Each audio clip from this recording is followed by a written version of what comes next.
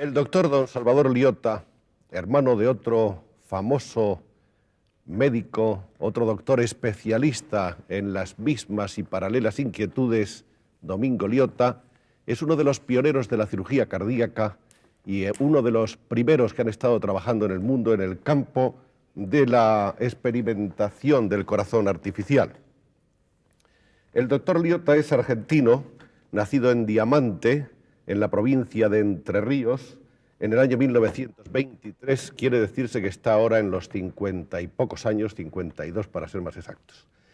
Yo quisiera primero hablar un poco acerca de esas vidas paralelas que hay entre su hermano y usted. Su hermano es mayor.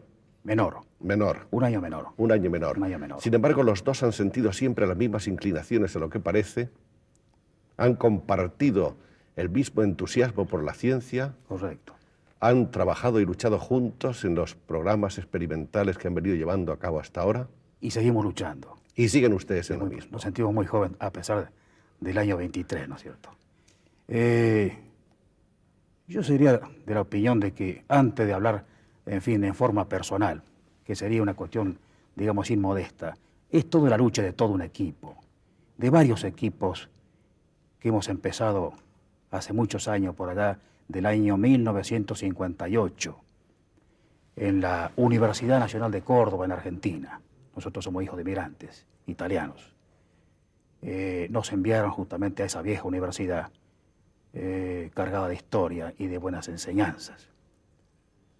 Y allí se trabajó con un equipo interesante. Otro equipo fue en Estados Unidos y un gran equipo y un gran elenco también en España. Así que yo creo que sería inmodesto hablar en ese sentido en forma personal, porque todo el trabajo y el sacrificio ha sido realmente para todos estos compañeros y todo este tipo de equipos que hemos trabajado en este tema, que al principio pareció un poco descabellado.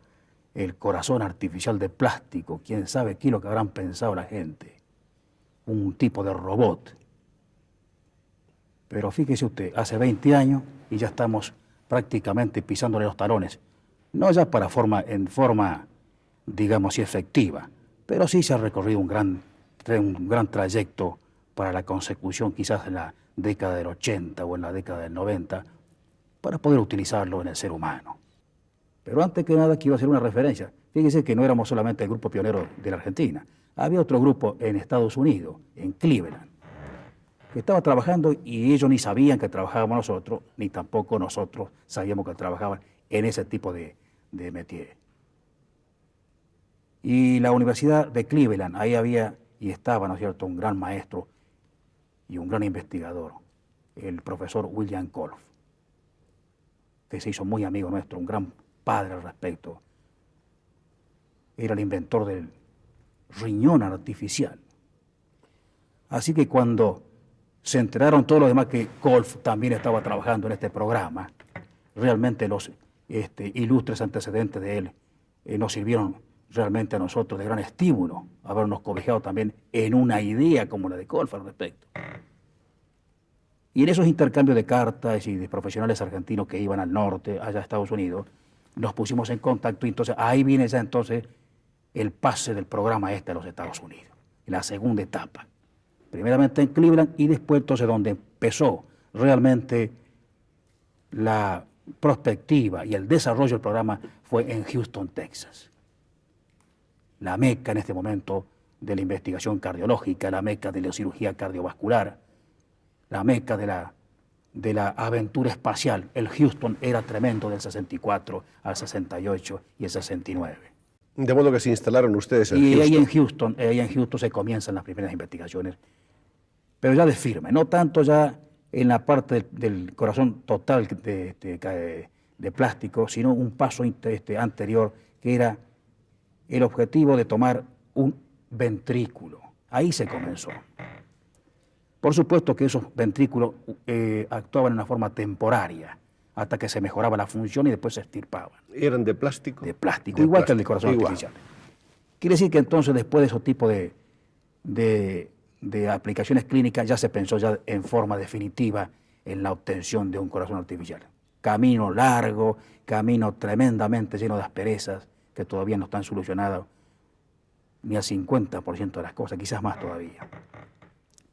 Pero un hecho fundamental que marcó el hito de la viabilidad de todos estos aparatitos fue la obtención o fue el encontrar la solución de la no coagulabilidad de la sangre en contacto con el plástico. Hay una modificación dentro de la misma estructura química de ese plástico que se está utilizando actualmente y que creo que en realidad va a ser el que más adelante va a actuar en ese aspecto.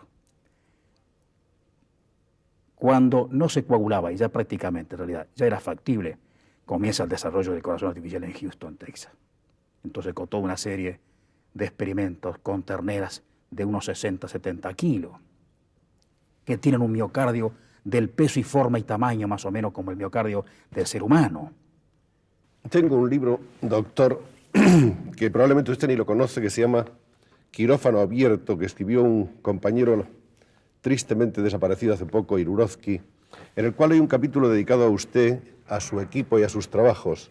Y hay, por cierto, aparte de una entrevista muy densa con usted, unas fotografías en las que están algunas de esas terneras, como sí. en este caso en que están ustedes preparando la implantación del corazón artificial. Sí. ¿Qué es este que tenemos aquí? O era este, porque probablemente ha sido modificado con la investigación. Todo este programa que está descrito acá, lo que veo es todo el programa español. Por esa fecha era el 65, 66. De España venían 2 o 3 colegas, siempre realmente interesados en todo este tipo de investigación y de trabajo, clínicos y cirujanos. Recuerdo que ahí lo he conocido yo al doctor Martínez Bordiú, el año 66. Recién comenzaban ellos con la extracorpórea en Madrid. Y por supuesto estaban ávidos de conocimiento. Ya el año 68 ya comienza el trasplante, el homotrasplante. O sea, el trasplante de corazón natural entre 2 personas. Apareció entonces el año 68 ya ese tipo. Claro, este programa de corazón artificial quedó un poco medio relegado porque el furor, el entusiasmo, y además que había que sacar conclusiones clínicas al respecto. Los trasplantes cardíacos que empezaron por todo lado. Su padre recuerda era en California, en Palo Alto, era Shanway, procedimiento en el cual después utilizó Barnard, el Denton Curry, el doctor Divos, toda esa gente, ¿no es cierto? De modo que esa apoteosis publicitaria de Barnard fue en cierto modo un poco la causa de que se detuviera el proceso investigador del corazón artificial. No posiblemente de él mismo, sino del procedimiento del doctor Shanway, ¿no es cierto?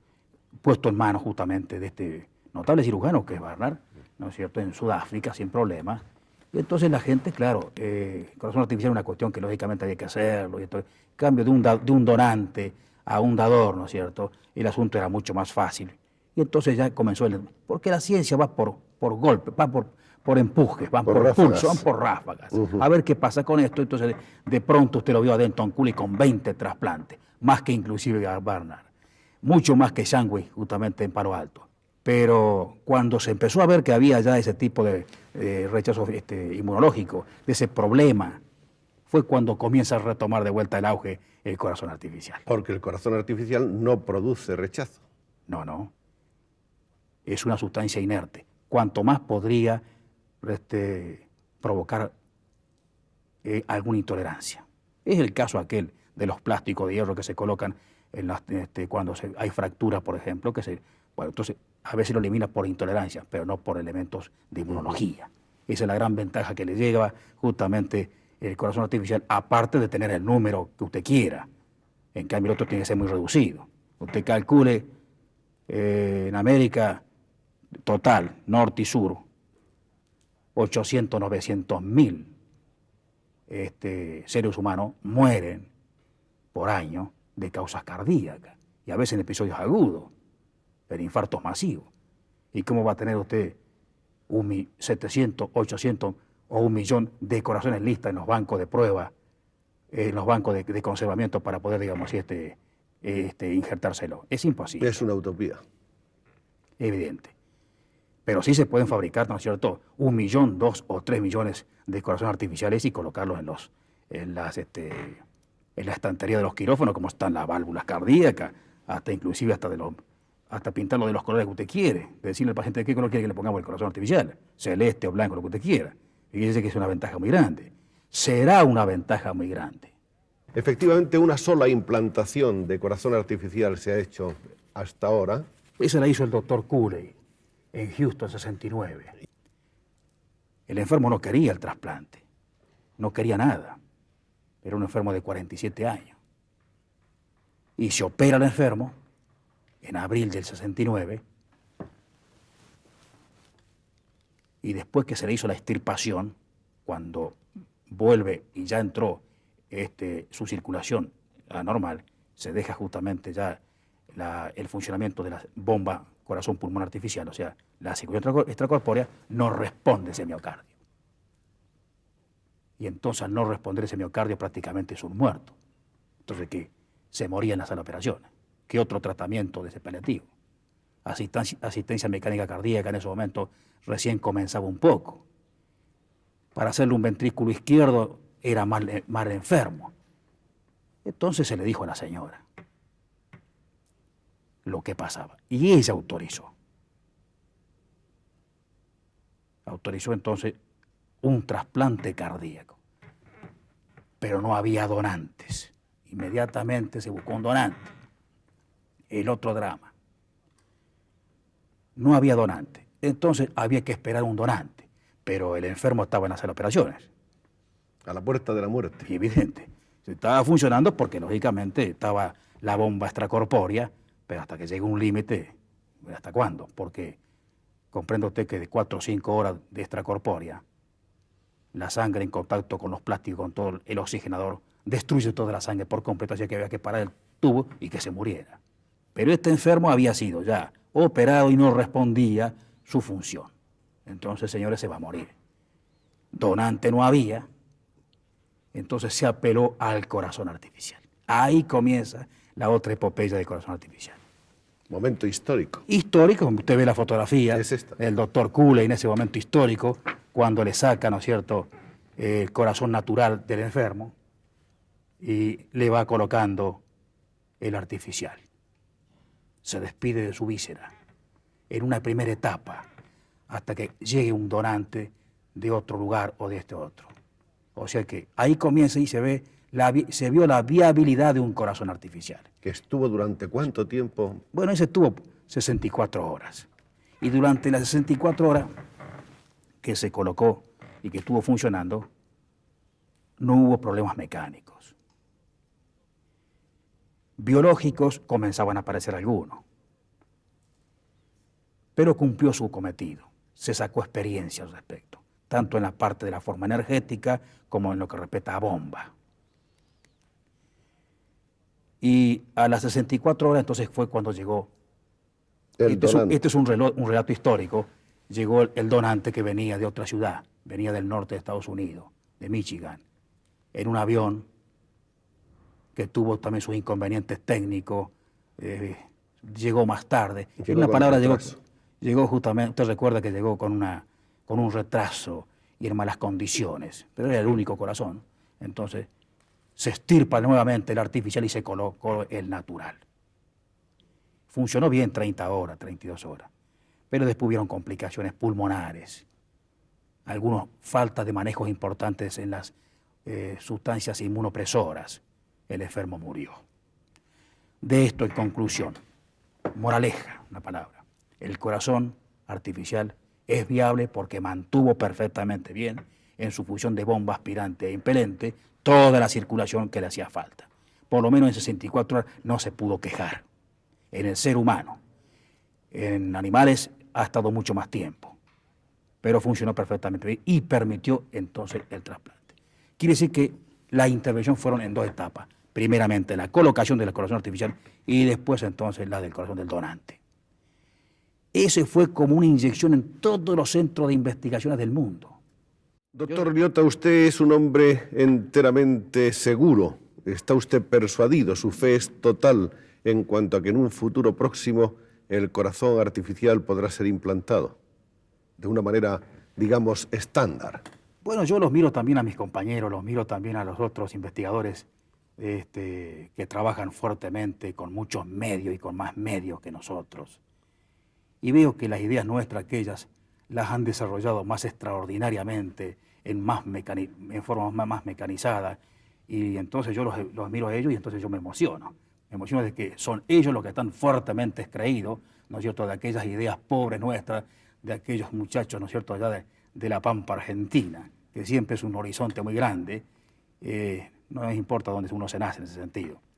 Así que a su pregunta le digo que por mi convicción y porque veo todos mis colegas de otras naciones y de otros institutos firmemente, yo creo que sí.